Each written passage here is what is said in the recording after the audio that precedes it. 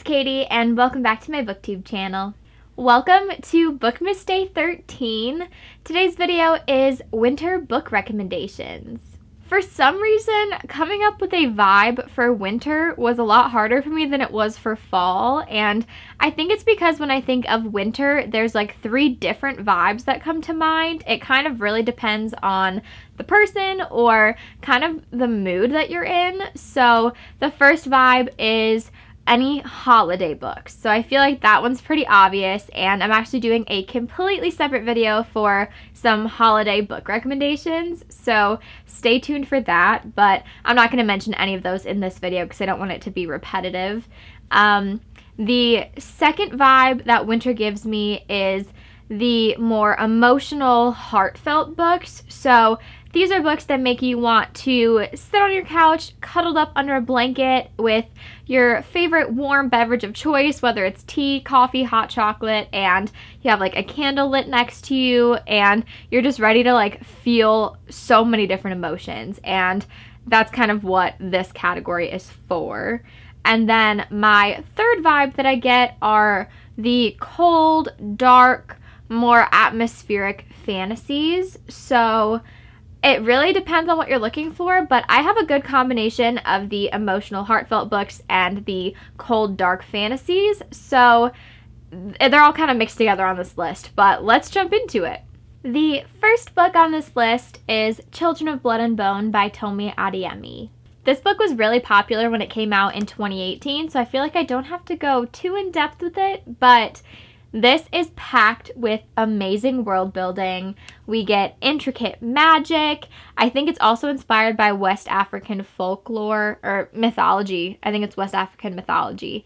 And it has action, and it also really pulls at your heartstrings because there's some pretty brutal things you witness the main character and her people go through. And there's romance, there's really great friendships, and just so much culture. I can't even describe all the elements of this book. It is so good.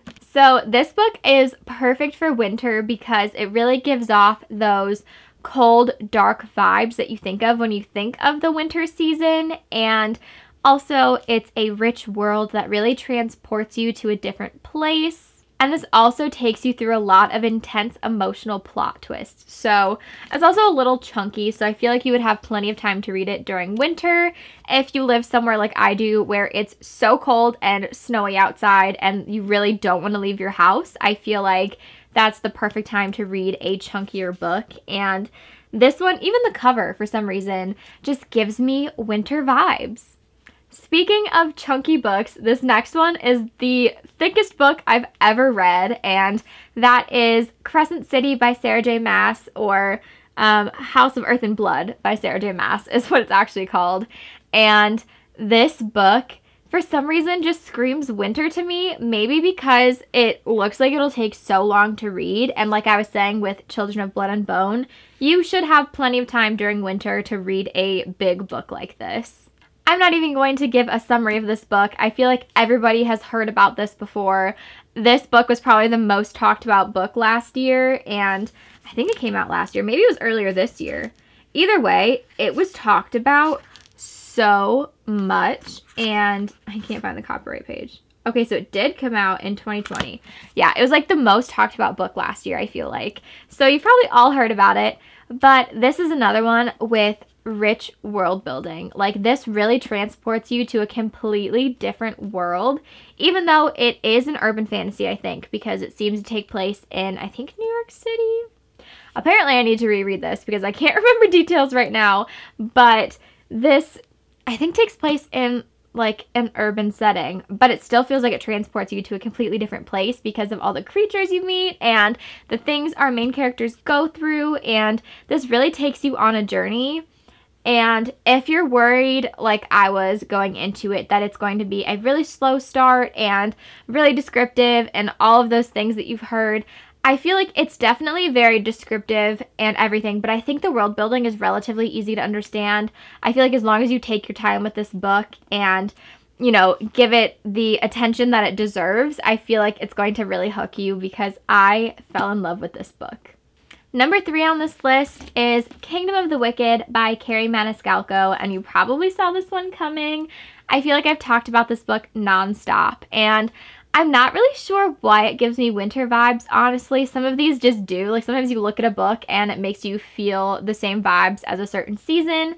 Maybe it's because I read this one in January this year, so it was like cold and snowy outside, but there's something about this book that just really gives me like those cold, dark, intense, brutal vibes, and maybe that's because this is a fantasy about twin witches, Amelia and Victoria, and one day for dinner, Victoria does not show up, so Amelia goes out to look for her twin and finds her mutilated body. And she goes on this path of vengeance where she meets one of the wicked princes of hell who she has been warned against since she was a child, and they end up working together to figure out what happened to her sister. And obviously that sounds like super dark, and it definitely is, but it's just so good. This is another book with really rich world building and also has historical fiction elements. So I think it takes place in Italy. So it really transports you to a completely different country. You have a completely different time period and feel, and you really get to fall in love with the world that Carrie Maniscalco created. It's also very atmospheric. Like, the world building is done in a way that feels very atmospheric. You feel like you're there. You feel like you can picture what everybody's wearing and the foods that they're eating, because there's also a good amount of cooking in this book, which I adored. And I don't know, there's just something about it that I really loved, and it just feels so wintry. Book number 4 is definitely on the emotional, heartfelt side of the winter vibes, and that is It Ends With Us by Colleen Hoover. If you have not read this book yet, I feel like this is the perfect time to do it. Curl up under a blanket, have like a stuffed animal or something to cuddle with, because you will need it. This is an emotional roller coaster. This is another one that I feel like I'm not going to give a summary of. You've probably heard tons about it. All I'm going to say is make sure to check your trigger warnings, but other than that, I love going into Colleen Hoover books blind. Although honestly, even if you mentally prepare, I feel like it still hits so hard. I saw something on Bookstagram the other day, and it said, reading Colleen Hoover books is like looking both ways before you cross the street and getting hit by an airplane. And I feel like that describes it perfectly. You feel like you're prepared, and then you start reading and realize you're not. But I feel like that just means they're so good. The way that it catches you off guard, the plot twist, everything about it. And this book literally wrecked me emotionally. So if you're looking for a good emotional read for winter, this one is definitely for you. You guys might laugh at this next recommendation because there's really only one reason why it's on this list, and it might seem kind of silly, but book number 5 is The Deal by Elle Kennedy. And this is book 1 in the Off-Campus series, and if you haven't heard of that series, it's basically a series of companion novels that follow different guys on a hockey team at this university. So it all follows the same friend group, and it's really cool, and that's basically the main reason it's on this list, is because they are hockey romances. So if you're looking for something that might not be set in the winter or give you complete wintry vibes, but still has something that feels like winter. Was that even English? Basically, hockey makes me think of winter. Hockey takes place on the ice. Winter reminds me of ice. That's why this is on there. I really just wanted to have more romances that felt very wintry to me, and hockey and winter go hand in hand in my brain. I've also been going to a ton of hockey games recently, so I feel like this is the perfect book to read during hockey season. And the best part is, if you're not a sports fan, there is not a lot of hockey in these books, so you don't have to worry. I feel like even if you don't know the rules, you're totally cool to read this book. It's so good. And this one also has the kind of like bad boy, good girl vibes, sort of. It's like he needs to be tutored to raise his GPA because he needs to keep playing hockey. And so he asks the main girl, Hannah, to tutor him. And that's always a fun dynamic in romances. So if that's a trope you like, definitely check this one out. We are now on to number 6, which is A Deal with the Elf King by Elise Kova. This is one of the high fantasy books on this list, and this really does transport you to a completely different world. And this basically takes place in a world with elves, and elves come for two things, which are war and wives. So basically, like thousands of years ago, there was this pact kind of made between the elves and the humans. So I think every 100 years, the Elf King comes to choose a woman from our main character Luella's village to become the human queen. And I think it's been a few years overdue or something, or I think Luella is old enough now where she thinks she's safe and she doesn't think she'll be chosen. By now, you're supposed to know if you have like the powers or not that are needed for human queen. And so she thinks she's safe, but one day the Elf King unexpectedly arrives for her and she gets swept away to this completely different world with powers she didn't know she had, and her entire life just gets turned upside down. This is a very atmospheric fantasy. It takes you to a completely different world with elves and magic, and just the way that the elf world and the human world, the way that it's balanced is so cool. Like, the world building in here was stunning. I can't say enough great things about it. I did not want this book to end. This is a standalone. It's not a series. So if you're looking for a really cool fantasy standalone, try this one. It's so good. There's actually a companion novel to it. I think it's called A Dance with the Fae Prince. I still have not read that one yet. It came out in August. So I really need to get on that. But it's so good. And also there's some characters in here that really give off those cold, dark vibes. So I think it's cool that the setting itself might not be cold and dark and wintry, but there are characters that feel very cold, and it's really fun to see how they all change throughout the book. This is also like an arranged marriage, obviously, and also enemies to lovers. So it has so many great tropes.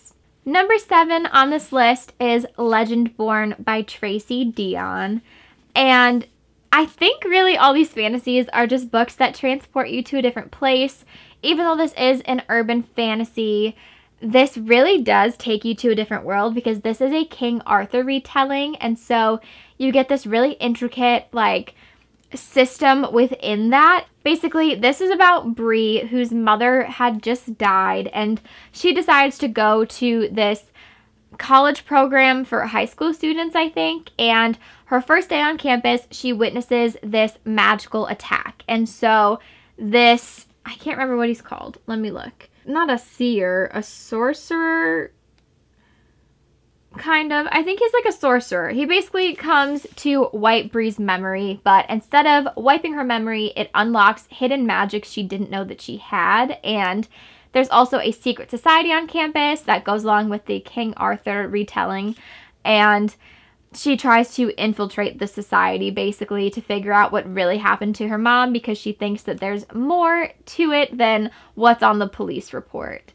So you get world building, magic, it's set in this urban setting. You deal with all of her emotions from what happened to her mom. There's different friendships, romance in here. Like, it has everything. And I think it's just because it transports you to a completely different world. Also, it could be because I read this one in January as well. Maybe the vibe comes from the time period that I read it. I'm not sure. Please let me know what you think wintry vibes are for books and like what you would recommend, because I really struggled with this video, but all of these books are some of my favorite books of all time, so read them anyway. But I would love to hear what makes a book wintry to you, because I feel like everybody's vibe is different. But before I get carried away, let's move on to the last book on this list. Last but not least, we have Heartless by Marissa Meyer, and this one screams wintry vibes for some reason. So if you don't know, this is an Alice in Wonderland retelling, and it follows the Queen of Hearts before she became the Queen of Hearts. So it follows Catherine, and you really like fall in love with Catherine, and you get to see why she turned out the way that she did. I love a good villain origin story, and this is perfect. I listened to the audiobook first, fell in love with it. Literally, the ending broke my heart. I'm not going to tell you why. I just need you to go read it because I need people to talk about it with. But the ending, like, literally shattered my heart and I was not ready. But I had to own a physical copy because I loved it so much. And it's done so well. You get all the same vibes from Alice in Wonderland. It's like whimsical and crazy and demented and like cold and dark, and you get all of the characters that you met in the original Alice in Wonderland with kind of a twist. They all have something unique about them, and I don't know, I think this is the best Alice in Wonderland retelling, probably the best retelling in general that I've ever read. Even the cover of this book gives me winter vibes. There's like vines with thorns on them. I don't know. It's just perfect. If you're going to read any of the books from this list, I highly recommend this one. Those are all of my winter book recommendations. Hopefully you found something new to read. If you enjoyed this video, please like, comment, and subscribe to my channel. And if you do subscribe, please click the notification bell so you know when I upload next. Thank you guys so much for watching. I can't wait to see you in my next video.